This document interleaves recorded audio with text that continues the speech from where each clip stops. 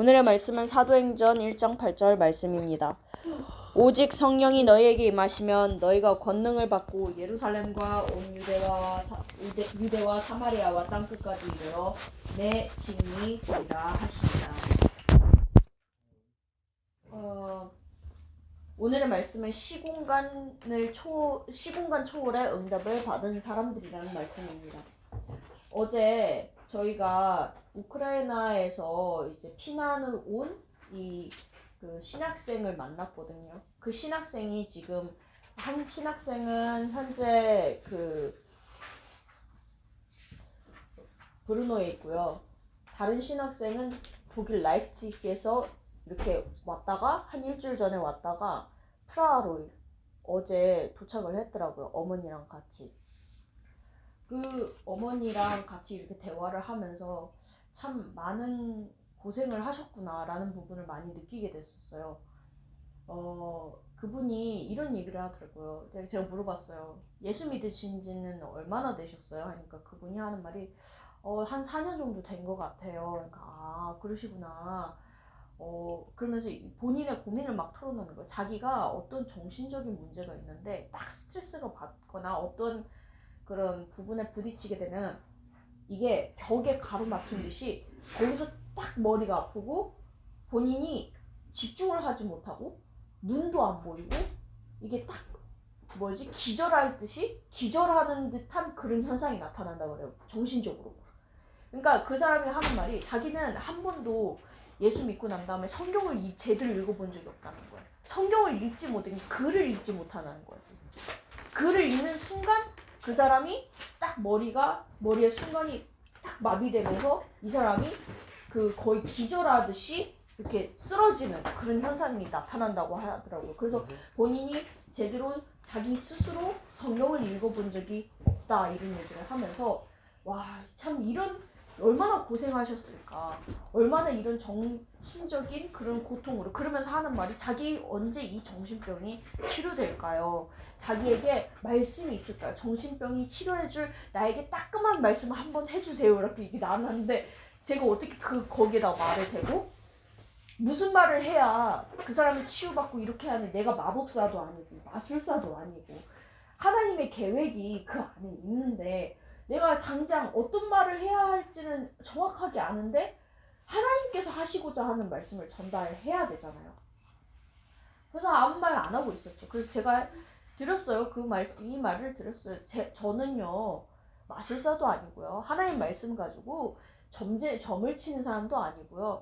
지금 당장 나에게 능력이 있는 것도 아니에요. 제가 원하는 거는 딱 한 가지예요. 하나님께서 지금 무엇을 말씀하시고 계시고 지금 우리와 함께 계시면서 하나님의 계획이 무엇인가?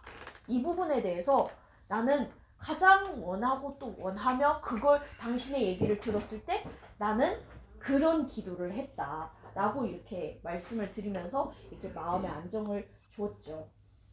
근데 그분이 그렇게 하다 보니까 이 마음의 문이 열렸는지 이런 얘기를 하더라고요. 자기가 루한스코에서 왔다고 했어요. 그러니까 크림반도에서 왔다 4년 전에 드네프로 페트롭스키 그러니까 드네프로에 도착을 해서 거기로 온 거예요. 자기가 그 전쟁과 크림반도에 있었던 그 전쟁 지역에서 4년 전에 나와서 드네프로에 와서 예수 영접하고 신앙생활을 했는데 다시 또 전쟁이 또 터진 거예요. 이제는 아빠랑 옛날에는 아버지랑 같이 가족이랑 다 나와서 살았는데 이제는 아버지는 이제 우크라이나 전쟁에 참여하는 그 군인으로 이렇게 뽑혔다라는 얘기를 하면서 이게 보세요. 이게 단순히 내게 정신 문제가 있어요. 이게 안 돼요. 라는 그 말이 이게 보이잖아요. 그 사람이 하나님의 계획이 보이잖아요. 왜 이 질병이 치료 안 되고 왜 그런 상태인 건지 라는 부분이 모든 것이 이렇게 다 합쳐지면서 하나님께서 그 사람의 영혼을 구원하시기로 작정됐고 4년 전에 구원하시기로 하셨구나. 그리고 지금 전도자의 삶을 살아가고 그 사람이 살아있는 것 자체가 이렇게 하나님께 말씀을 듣고자 하여 하나님의 말씀에 순종하는 모습 자체가 전도자의 삶인 거예요.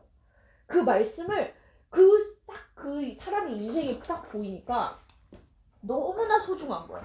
일단은 그 사람이 치유되고 안 되고 그거를 떠나서 너무나 그 영혼이 소중한 거예요. 야, 이게 하나님이 이렇게 전도자를 모으시는구나. 이렇게 하나님께서 증인으로 세우시는구나. 라는 부분을 제가 어제 이렇게 느끼게 되면서 사도행전 1장부터 시작해가지고 1장, 2장을 설명을 드렸습니다. 사도행전 1장과 2장을 이렇게 설명을 해줬습니다. 그분이 당신은 근데 이런 문제를 딱 겪었을 때 도대체 어떤 기준점으로 이렇게 하시냐 하는 그런 질문을 하더라고요. 그래가지고 제가 이렇게 너무나도 많이 듣던 교회에서 너무나도 많은 부분을 우리가 듣고 있었던 사도행전 1장, 2장에 대한 얘기를 해드렸는데 정말 말씀으로 이거를 받아들이시더라고요. 참 너무나 감사했죠. 성도 여러분들도 이 말씀을 꼭 한번 읽어보시고 계속 그 말씀 속에서 하나님께서 어떻게 인도하시는지 어떻게 시작하시는지 이 부분에 대해서 은혜를 받고 하나님의 음성을 듣고 성령의 역사가 일어나는 그 길로 가시기를 주 예수 그리스도의 이름으로 축원합니다. 오늘 서론에서는요. 이게 굉장히 중요한 말씀을 해드리고 싶습니다. 왜 오늘 제목이 시공간 초월의 응답을 받은 사람들이냐는 제목이냐면요. 하나님은요 영이십니다. 요한복음 4장 24절에 보니까요. 하나님은 영이시니 예배하는 자는 영과 신령과 진리로 경배할지니라. 하나님은 영이라는 거예요. 우리가 마치 이제 음식을 먹거나 물을 마시거나 하는 것처럼 이렇게 느껴지고 3D로 이렇게 보는 게 아니라요. 하나님은 영이세요. 그에게는요 공간과 시간이 관계가 없어요. 그 밖에 있다라는 거예요. 공간과 시간도 하나의 어떤 그 3차원, 4차원을 보여주는 거지. 3차원을 보여주는 거지. 그 밖에 계신 분이란 말이에요. 그게 영이고요. 인간이 어떻게 상상을 할 수 있으면 상상으로 이미 우주를 몇 번씩 왔다 갔다 한단 말이에요. 그 자체가요. 인간이 뭐 인간은 특별하다. 그 자체가요. 우리에게 증명을 하고 있는 거예요. 하나님은 영이고 그 영과 소통하려면요. 영으로, 실령으로, 그리고 진리로 소통을 하는 거예요. 경배할 때. 그게 인간의 원래 모습이에요. 인간의 참된 예배의 모습은 뭐냐면 인간에게 주어진 참된 인간 원래 형태, 원래 모습은요. 인간이 하나님의 형상대로 창조됐다라는 거예요. 그게 증명이에요. 인간이 유일하게 하나님의 형상과 모양으로 창조됐다라는 걸 어디에서 증명할 수 있냐? 오직 인간만이 하나님을 알 수 있고 영과 진리로 그에게 경배할 수 있다라는 거예요. 경배를 할 수 있다는 거예요. 그게 유일한 동물과 인간과의 차이점이에요. 근데요, 이 사람에게 성경은요, 왜 성경이 이렇게 구구절절하게 적혀 있냐? 왜냐면요, 성경에서는 뭘 얘기를 하고 있냐면요, 구원에 대해서 얘기를 하거든요. 구원에 대해서. 근데 이 부분에 대해서 많은 분들이 정말 이 성경을 정말로 착각할 수 있는 부분이에요. 구원이 단순한 차원에서 구원이 아니에요. 그냥 말로 내가 구원받았다 이게 아니에요. 성경은요 이 구원에 대해서 정말 깊게 또 깊게 설명하고 있습니다. 성경은요 이 인간이 원래 하나님의 형상과 모양대로 지음받은 인간이 하나님과 함께 영원히 함께 행복하게 살았고 이 땅을 정복하고 다스리고 이 땅을 하나님께서 만든 모든 만물을 다스리고 정복할 수 있었다 하면 거기에서 이제 스토리가 끝나는 거거든요. 거기서 끝. 근데 성경은 왜 거기서 더 나아가냐? 성경의 결국은 구원받아야 해요. 구원받고 다시 이 원 상태를 회복해라. 하나님과 함께 경배하는 삶을 제대로 살아라. 제대로 된 인생을 살아라. 제대로 된 인간의 원래 너의 모습을 찾아라. 이 부분이 원래 성경이란 말이에요. 근데요, 사람들은 이 구원에 대해서요, 단순하게 이렇게 한다. 우리가 영접 기도할 때 어떤 기도를 합니까? 우리가 영접, 이 시공간을 초월하는 하나님을 어떻게 영접을 합니까? 영접을 할 때 사람들이 고백을 하는 게 이거예요. 나는 죄인입니다. 나는 죄인입니다. 이렇게 고백을 하잖아요. 근데 이 죄에 대한 부분이요, 사람들은요, 어떻게 생각하냐면, 어떤 사람들은 죄를 고백할 때 내가 죄인입니다 라고 할 때 자기의 자범죄에 대해서 자범죄에 대해서 이렇게 생각을 하고 내가 죄인입니다 라고 고백하는 사람들이 영접하는 예수 그리스도가 있어요. 자범죄 한해서 지금 내가 당장 뭔가 잘못했고 뭐가 잘못 돌아가고 있기 때문에, 그리고 내가 잘못했기 때문에 지금 내가 죄인이라는 거를 고백을 하는 거거든요. 근데 만약에 그게 해결됐고 그러면 난 이제 구원이 필요 없는 거네요. 두 번째로, 이 세상은 참 의가 없다. 세상 사람들은 다 죄인이다. 왜 죄인이냐? 의가 없다. 이 사람들에게는 참된 의가 없다. 그냥 다 틀렸고 다 의롭지 못하고, 그래서 내가 인정한다. 내가 사람들이 죄인이라는 거 인정하고, 그래 나도 의롭지 못해. 세상이 그러하고 나도 의롭지 못해. 그래 나는 죄인이야.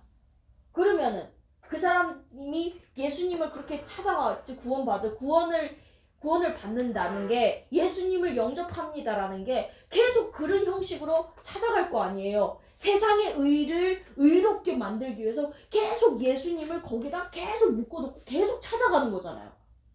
자범죄로 인해서 예수님을 영접한 사람은 자기 자범죄를 계속 해결하려고 예수님을 찾는 거잖아요. 세상이 의롭지 못한다고 생각하는 사람들은 의롭게 하기 위해서 예수님을 찾아가는 거잖아요. 근데요, 성경은 말씀하고 있습니다. 어떤 죄에 대해서 말하고 있느냐면요, 이 죄는요 이미 영세전부터 이미 있었어요. 성경은 이미 얘기하고 있었어요. 자범죄의 차원을 넘어서, 이 세상의 차원을 넘어서 이미 영세전에 이미 이 죄와 흑암과 공허와 혼돈이 이미 있었다라고 창세기 1장 2절에는 이미 말씀하고 있습니다. 단순히 내가 예수님을 영접한 게 나의 자범죄와 누구누구의 죄와 누구누구의 의롭게 하기 위해서 의롭게 하기 위한 구원이 아니라, 이미 그 구원을 영접할 때 이 죄라는 부분이 어떤 부분이냐, 이미 영세전부터 있었던 그 죄인데 그게 어디로 들어왔냐, 나를 넘어서 내가 이미 태어나기도 이전부터, 이 세상이 창조되기 이전부터 이미 있었고, 내가 태어나기 전부터 첫 사람 아담에게, 창세기 3장 1절에서 6절, 이미 이 사람에게 이 죄가 딱 들어온 거예요. 누구냐? 죄를 짓는 자는 마귀에게 속하나니 마귀는 처음부터 범죄함이라. 요한복음 8장 44절. 너희 아비 마귀. 이 존재는요 이미 영세 전부터 있었어요. 죄라는 것이 이미 영세 전부터 있었어요. 단순히 내가 잘못했기 때문에 내가 죄인이 아니고, 세상이 의롭지 못해서 그냥 죄인이 아니고, 죄인과 모든 사람이 죄인이 아니고, 이미 이 죄는 이미 영세 전부터 있었고, 아담에게 내가 알지도 못한 때에 이미 내가 태어날 때 나는 죄 가운데서 태어났고, 그리고 나는 그 재앙과 죄와 지옥의 권세에서 살고 있었다라는 거예요.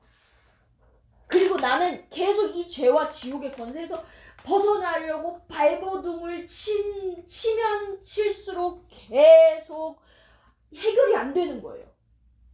계속 해결이 안 되는 거예요. 왜?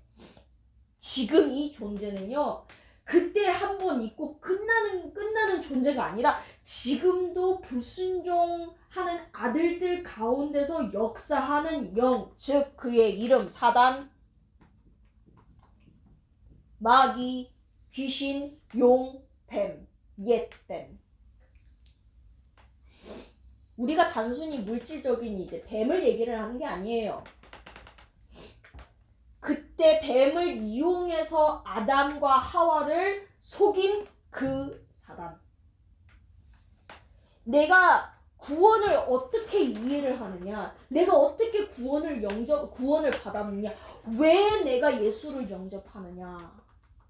라는 거는요, 단순히 인간으로 오셔가지고 십자가에 죽으신 예수님을 영접하는 그 단순한 사건이 아니라요, 이미 이 영세전부터 있었던 문제에 그 빛으로 이 영세전에 있었던 이 문제의 해결자로 누가 오셨냐? 창세기 1장 3절. 그 빛으로 오신 예수님. 요한복음 1장에 1장 1절에서 12절까지 적혀 있잖아요. 그 빛으로 오신 누구? 그 말씀 곧 육신이 되어 예수. 육신이 되어 하나님의 아들이 이 육신이 되었는데 그를 보니까 그 안에 은혜와 진리가 있었더라. 그 이름이 예수예요. 영접하는 자, 곧 그 이름을 믿는 자들에게는 하나님의 자녀가 되는 권세를 주셨습니다. 이거는요, 단순히 구원이라는 거는요, 단순히 내가 영접하는 게 아니에요. 구원이라는 거는요, 영접하고 믿고 입으로 시인하여 구원에 이르고 마음의 문을 열어서 입으로 시인하여 구원에 이르는 게 영접이에요. 이 영접은요, 단순히 내가 지금 그래요. 지금 시간표가 자범죄를 이해하고 세상이 뭐가 의인지에 대해서 고민하고 인생에 대해서 고민하는 그 순간에 하나님께서 구원의 말씀, 즉 빛으로 사람에게 오셔서 전도자를 통해서 성경을 통해서 어떠한 방법으로든 전도를 하나님께서 빛으로 하셔서 그 사람에게 기회가 딱 주어지는 그 타이밍이 있단 말이에요. 그 타이밍에 메시지가 전달되고 빛이 딱 비춰질 때 그 사람이 영접을 하게 되는 순간, 마음에 믿어 의에 이르고 입으로 시인하여 구원에 이르는 때에 그때의 영접을 하게 되면 하나님의 자녀가 되는 권세를 주셨다고 하셨습니다. 어떤 것을, 무엇을 영접하느냐? 무엇을 빛으로 받아들이냐? 예수님께서, 즉 빛이 말씀으로 있었던 그 빛이 말씀으로 계신 하나님, 빛을 비춰 생명의 빛이 되시고 창조의 빛이 되신 그 말씀이 육신을 입어 예수님으로 오셨는데 그가 하신 일이 뭐다? 그리스도의 일이다. 그리스도의 일이다. 그 그리스도의 일은 뭐냐? 죄의 권세, 죄와 재앙의 그 권세를 이기신 제사장. 그는 지옥 권세를 완전히, 지옥 권세에 있는 우리를 완전히 꺼내신 선지자. 사단의 머리를, 사단의 모든 권세를 꺾으신 왕. 그게 그리스도예요. 그게 그리스도예요. 그 그리스도라는 것이 이게 그냥 단순히 말씀이 아니라 단순히 우리가 믿는 그런 신비적인 힘이 아니라요. 이거는요, 실제 사건, 신비적인 힘을 받아들인다는 개념이 아닙니다. 이거는요, 실제 역사적인 사건입니다. 모든 인간에게 있을 수 없는 일이 생겼어요. 어떤 일이 생겼냐? 죄가 없는 사람이 모든 죄인을 대표해서 가장 악한 그 형벌을 졌다는 것이 십자가예요. 가장 악하고 가장 고통스러운 형벌을 지고 죽었다라는 거예요. 근데요, 거기서 끝나는 게 아니라요. 이게 무슨 일이에요? 부활을 하셨네요. 그에 대한 그가 부활했고 지금도 살아있다라는 증언들이 계속 이어져 오고 있어요. 이게 어떻게 된 일이에요? 교회가 성장하고 사람들의 인생이 변하고 예수님이 실제로 내 안에 살아 계시다라는 것을 증언하는 사람들이 너무나도 이 세상에 많아요. 그의 십자가 사건은요, 그냥 신비적인 사건이 아니에요. 실제 사건이고 신비적인 힘을 받아들이는 그것을 차원을 넘어서 나는 이 신비적 이런 아주 특이하고 아주 인간이 상상조차도 할 수 없는 이 사건을 받아들일 수 있는 힘도 없어요. 이게 원래 인간이에요. 창세기 3장 이후로 인간의 모습이 보잘것없고요. 하나님에게 다가갈 수도 없는 그런 존재로 변했어요. 근데 내가 준비도 하지 않고 나와 타협도 하지 않고 십자가에서 죽으시고 하나님께서 약속하신 그리스도를 보내겠다. 그리스도가 오셔서 모든 말씀을 이루시겠다. 이 죄와 지옥과 사단의 권세를 완전히 해결하시겠다라는 그 사건이 십자가 사건이고 부활 사건이에요. 그거를 하면 듣고 빛이 비춰지는 그 순간에 네가 마음에 믿어 입으로 시인하면 마음에 믿어 의에 이루고 입으로 시인해서 구원을 받는다. 하나님의 자녀가 되는 권세를 받게 된다.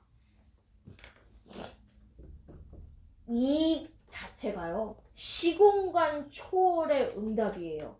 시공간 초월의 응답을 어떻게 받냐? 영접. 매일 이 구원을 영접하는 거예요. 매일 내가 구원받은 이 사실을 다시 구원의 감격을 느끼고 예수님을 내 마음의 주인이 되신 거를 예수님의 십자가 사건과 예수님의 피 흘리심, 고난과 피 흘리심과 부활 사건, 예수님께서 이 땅에 계시면서 이루었던 모든 사역, 그것이 다 어디에서 성취됐냐? 십자가에서 성취됐다라는 것을 영접하고 오늘 다시 그거를 24시로 다시 내 마음속에 각인하고 갈보리 산에 있는 사건을 각인 뿌리 쇠질시키는 거예요. 영접. 이 시공간의 초월의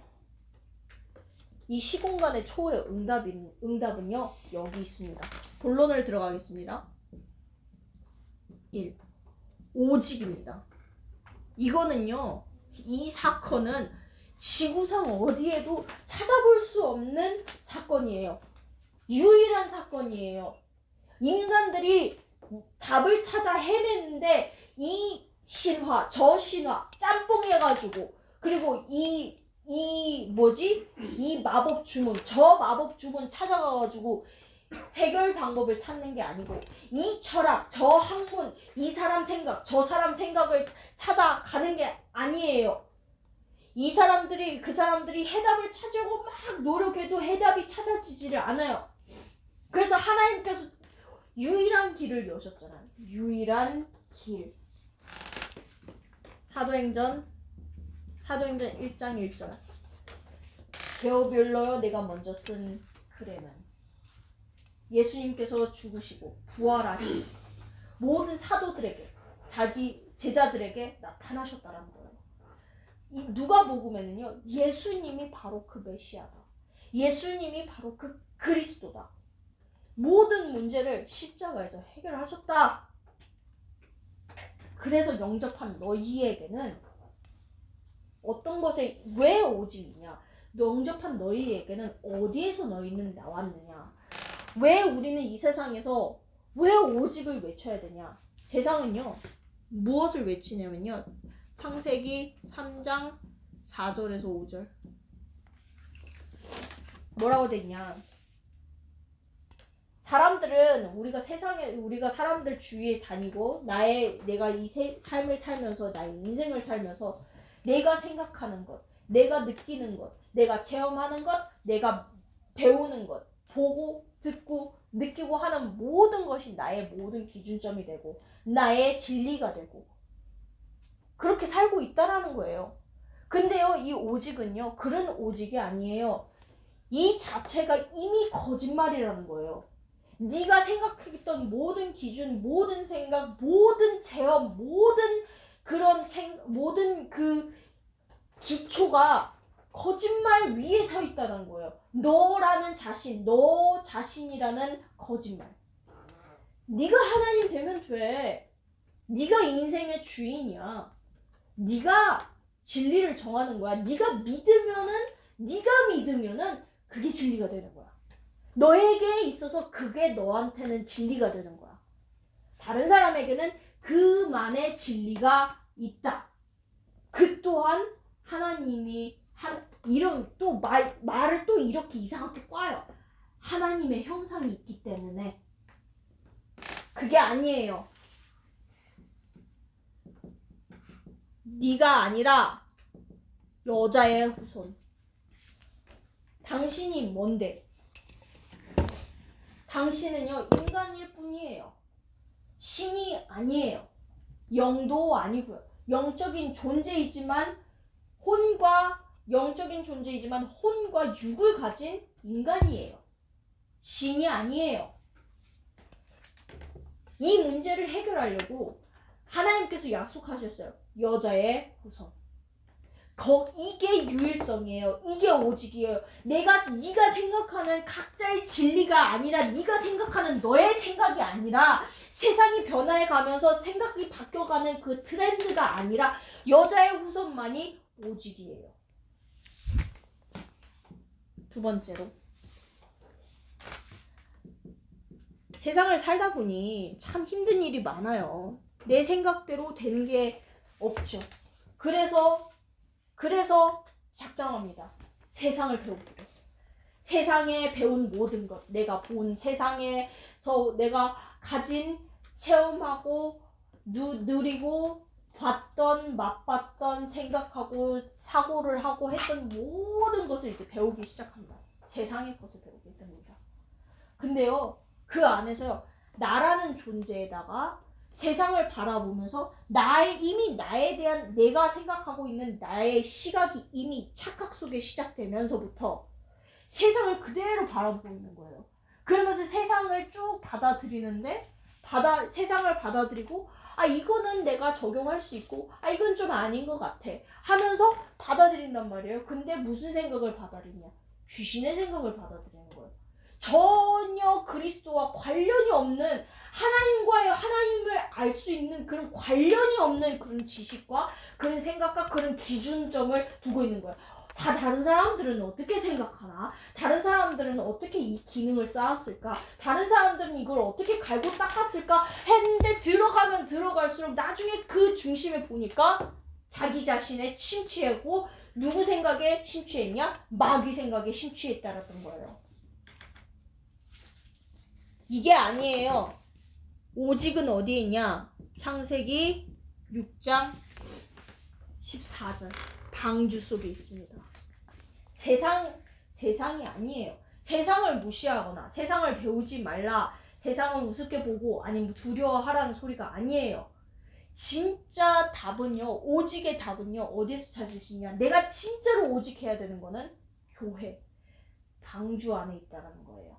방주 속으로 들어가는 거예요. 그 길로 결단을 내리고 거기로 가는 거예요. 보세요. 그러니까 무슨 일이 생기냐? 완전히 노예가 돼버리잖아요. 출애굽기 3장 1절에서 노예 상태가 됐잖아요. 완전히 그 상태가 자기 자신도 놓치고 무능력한 상태에서 딱 있잖아요. 완전 노예가 됐는데 거기에서 해방되는 유일한 방법. 출애굽기 3장 18절. 피제사. 완전한 능력을 회복하는 길은 오직 피제사. 오직 십자가에 달리신 예수님 십자가의 그 사건. 예수 그리스도. 완전한 이거를 깨닫지 못하니까 어떤 상태에 완전한 멸망 상태로 들어가는 거예요. 이사야서 6장에 보니까요. 1절에서 13절. 다 부서지고 다 살육당하고 다 살해당하고 장애인들만 남았는데 그것도 멸하게 됐다는 거예요. 누구만 남아요? 딱 이거 붙잡은 이 남은 자들만 남아요. 뭘 남냐? 하나님이 임마누엘 하신다. 하나님이 나와 함께 계신다. 빛의 자녀로서 이사야서 60장 1절에서 22절까지. 빛의 자녀로 나를 부르셨고 나와 함께 계신다. 내가 오직 그리스도, 오직 하나님의 전, 오직 예배, 오직 임마누엘. 사도행전, 그래서 사도행전 1장, 사도행전 우리는 궁금하잖아요. 어떤 일이 앞으로 벌어질 것인지, 하나님의 나라가 어떻게 일어날 거고, 예수님께서 이미 다 말씀하셨어요. 앞으로의 시대가 어떻게 흘러갈 것인지 예수님께서 이미 제자들에게 얘기해 주셨습니다. 근데 제자들이 아직도 물어보죠.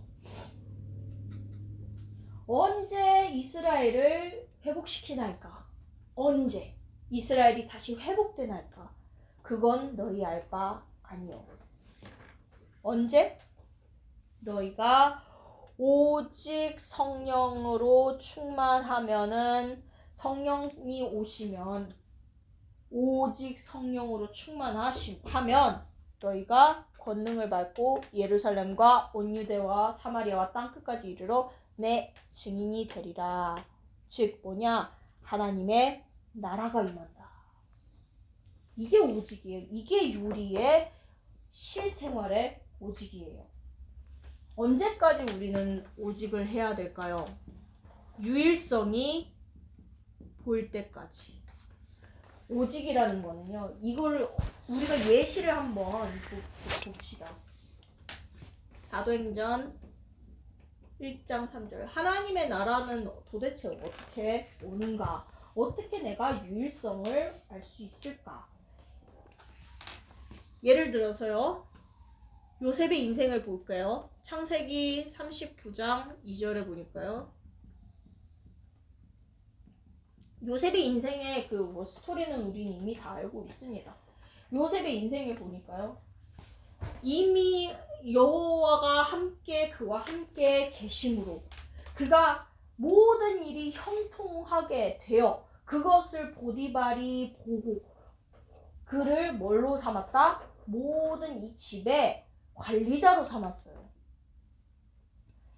그때까지 계속 오직하는 거예요. 그것만 놓고 계속 시공간 초월의 응답을 붙잡고 기도를 계속 하는 거예요. 그리고 이거를 내 인생에 적용하면서 전도로 연결하는 거예요. 굳이 말 안 해도 이미 다른 사람이 보여요. 알아요. 그것 자체가 전도예요.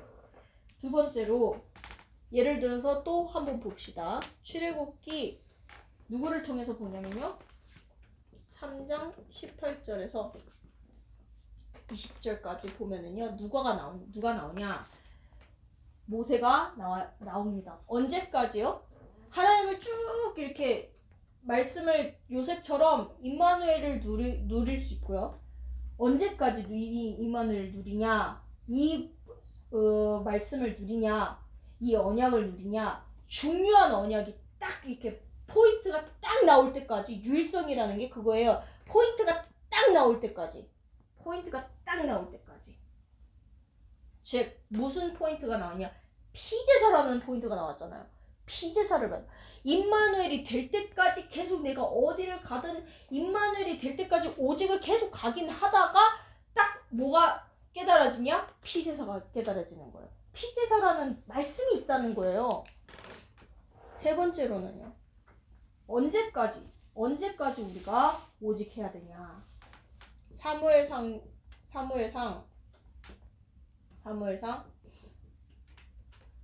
3장 19절에 이제 이 피제사라는 걸 하나님의 언약에 딱 이렇게 깨달아지니까 깨달아지면 말씀을 하게 되잖아요. 우리가 하나님께서 그렇게 인도를 하신단 말이에요. 말씀이 딱 깨달아지니까 말씀이 전파되게 된단 말이에요. 근데 그 말이 땅에 안 떨어지는 거야. 성취되는 거야. 그런 일이 일어나는 거예요. 또 사무엘상 또 마찬가지로 사무엘상 언제까지요? 16장 13절에 보니까요. 성령의 충만함을 여호와의 신으로 충만하는 딱 그 시간표가 와요. 어딜 가든지 여호와의 신이 충만한 그 유일성의 응답이 와요. 네 번째로 또 누구를 보면은요. 언제냐?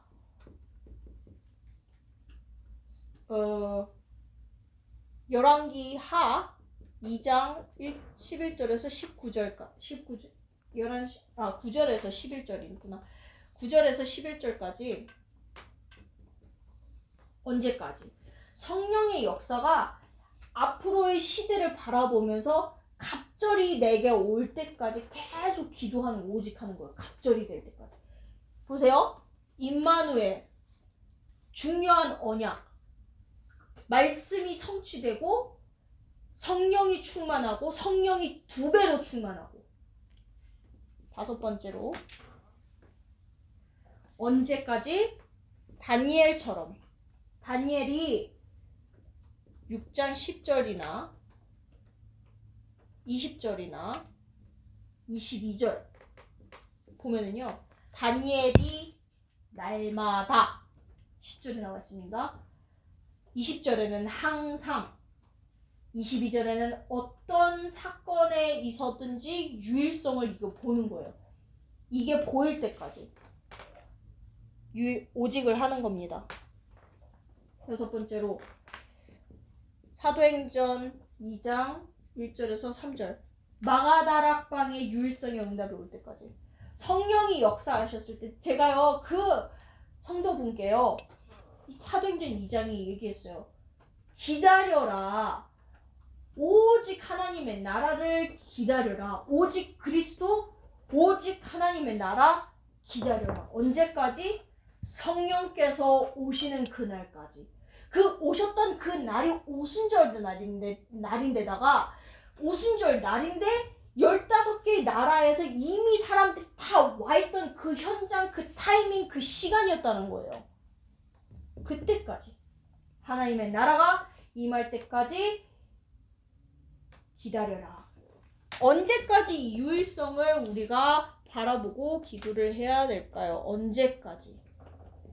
재창조될 때까지. 재창조의 응답이 있기 전까지 계속 해야 됩니다.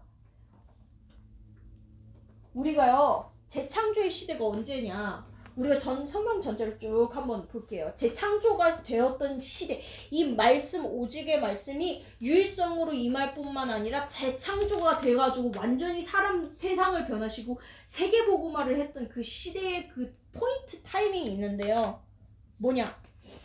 창세기 45장에 보면은요. 1절에서 5절 딱 총리가 되니까요. 완전히 역사를 뒤집었어요. 그때 경제 시스템도 바뀌고요. 정치도 바뀌었어요. 그러한 재창조에 이런 시스템이 생겨났다는 거예요. 또 출애굽기 이 부분에 대해서 궁금하시면은요. 성경을 직접 찾아보시고요. 성경을 읽으시면 됩니다. 12장 출애굽기 12장 46절까지 보니까요. 이 10가지 기적이 이미 이게 재창조예요. 10가지 기적이 뭐예요? 하나님께서 말씀하셨듯이 내가 모든 이 신들에게 내가 심판을 하겠다. 즉 사람들이 갖고 있는 모든 사상, 모든 우상, 모든 전통, 모든 점들, 이런 생각, 신화 다 깨보시는 거예요. 다 하나하나. 그것이 진정한 신이 아니다. 10가지 재앙이라는 게요. 어떤 그거를 심판을 받는 자에게는 재앙이지만 구원받는 우리에게는요. 기적인 거예요. 예수님께서 말씀하셨잖아요. 누구든지 나를 믿고 누구든지 나를 보내신 이를 믿는 자는 사망에 이르지 않고 심판에 이르지 아니하고 영생을 얻는다고 예수님께서 말씀하셨잖아요. 심판에 대한 부분이에요. 또 보니까요. 언제까지 재창조냐? 사무엘상 7장 1절에서 5절 보니까요. 15절 보니까 미스바 운동이 일어날 때 다시는 전쟁이 사라졌다는 거예요. 미스바 운동이 일어나니까 전쟁이 사라지고 뭐냐? 이 사무엘상 17장 1절에서 47절까지의 이 골리앗이 꺾어지는 거예요.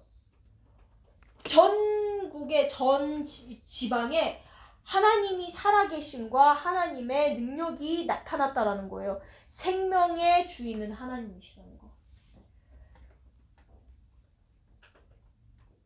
열왕기하 6장 8절에서 23절.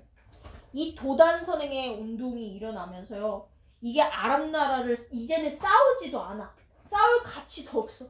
싸울 필요도 없어. 알아서 꺾어져. 천군 천사가 그렇게 임할 때 그렇게 일이 진행이 되는 거예요. 재창조의 역사입니다.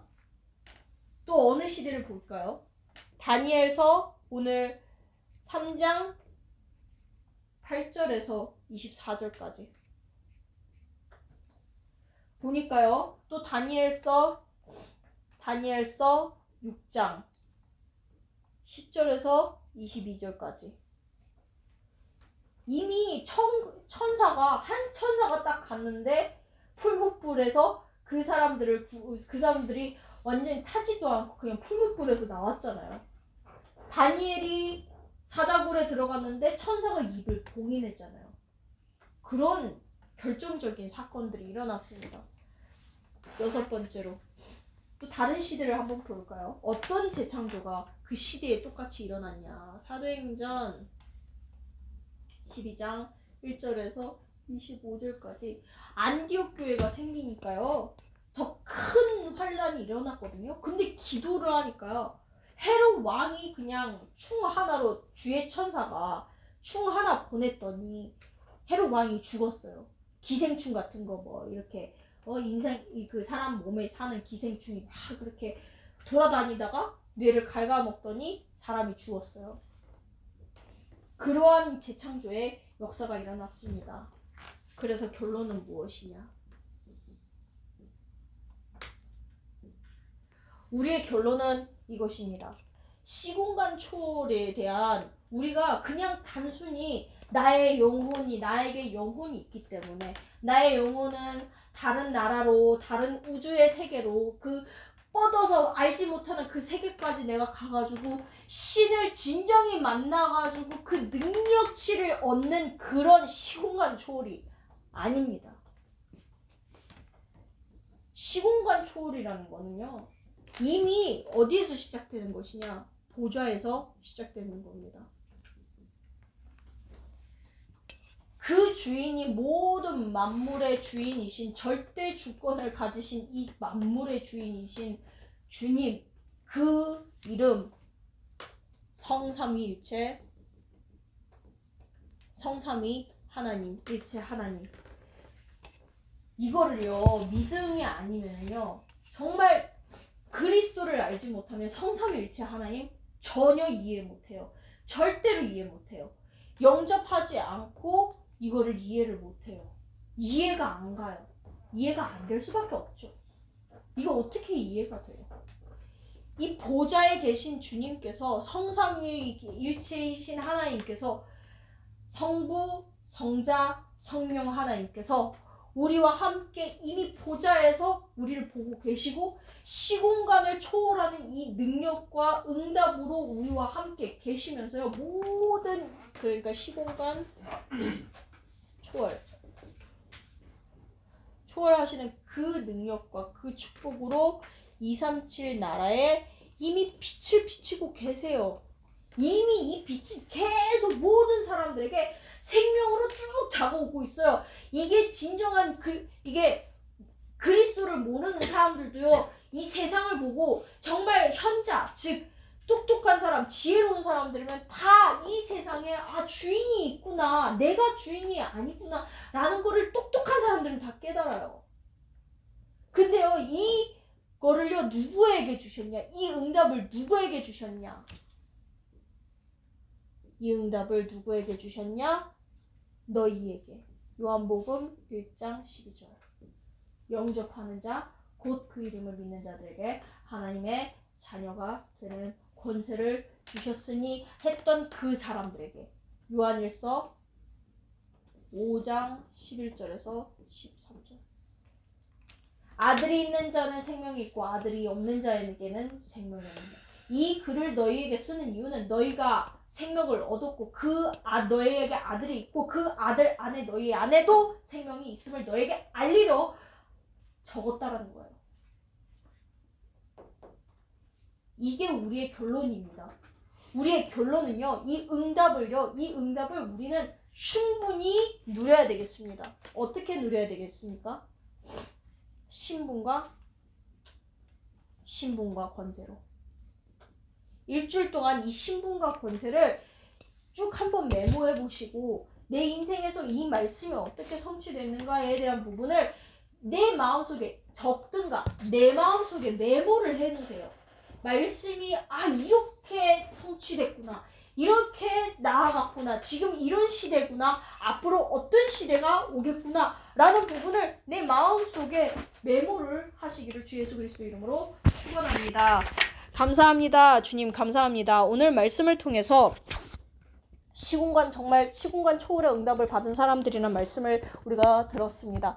하나님, 오직이 되게 하여 주시고 이 오직이 유일성이 될 때까지, 그리고 재창조가 될 때까지 하나님, 오늘 말씀이 그리스도가 내 안에 각인되고 하나님의 나라가 내 마음속에 각인되고 성령 충만이 내 마음속에 각인되고 그 언약이 각인되고 뿌리 되고 체질 내리도록 축복하옵소서. 주 예수 그리스도 이름으로 기도하였습니다. 아멘.